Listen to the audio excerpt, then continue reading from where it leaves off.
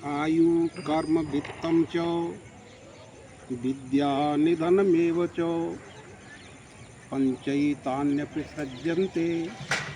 गर्भस्थस्यैव देहिना। कहने का तात्पर्य है, व्यक्ति की आयु,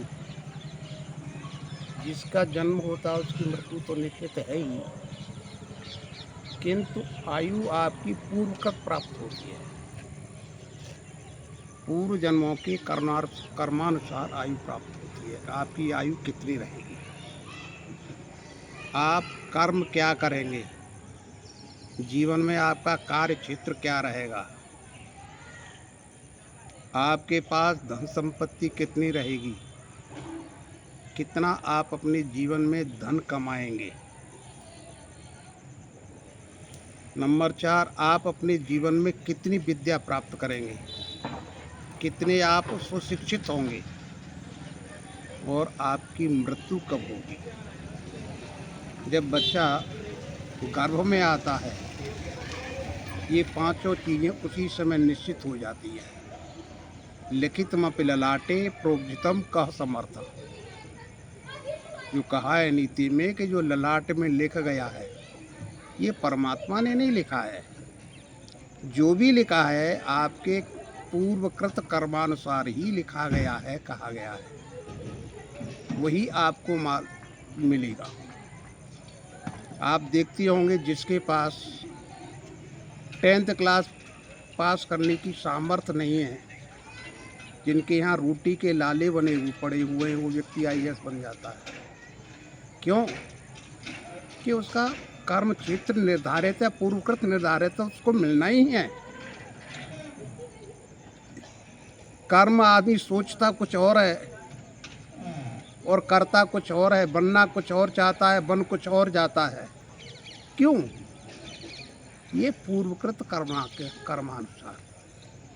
अब इसका मतलब ये मत समझ लेना कि जो आयु है, जो कर्म है, जो धन संपत्ति जितनी मिलनी है उतनी मिलेगी, तो हमको कुछ भी करने की क्या ज़रूरत है। इसका मतलब ये नहीं है। जीवन में जो कुछ प्राप्त होता है कर्म के द्वारा ही प्राप्त होता है। बिना कार्य किए कुछ प्राप्त नहीं होता है। उद्यमेन सिद्ध्यन्ते कार्याणि न मनोरथैः।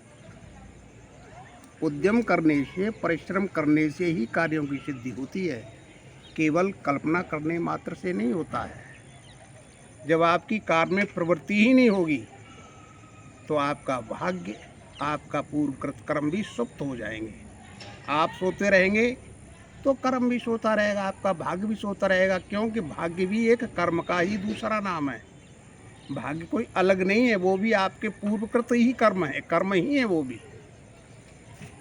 इसलिए भाग्य की जागृति भी कर्म के ऊपर निर्भर करती है। आप कर्म करेंगे तो भाग्य जागृत होगा, आपको जहाँ वो ले जाएगा आप वहाँ पहुँच जाएंगे। चाहे आप कुछ भी प्रयास करते रहिए, किसी भी क्षेत्र में प्रयास करते रहिए, ऐसे रास्ते बन जाएंगे कि आप ऑटोमेटिक उधर चले जाएंगे। इसलिए कभी भी व्यक्ति को अपने आयु के विषय में, अपने कर्म के विषय में, धन संपत्ति के विषय में, विद्या के विषय में चिंतित नहीं होना चाहिए। अपना जो कर्म है, जो उसके सामने है, उसको निरंतर करते रहना चाहिए। जब सतत प्रयास करता रहेगा व्यक्ति, तो अपने जीवन क्षेत्र में अपने आप ऑटोमेटिक सफल होगा। उसको चिंता करने की कोई ज़रूरत नहीं है। धन्यवाद।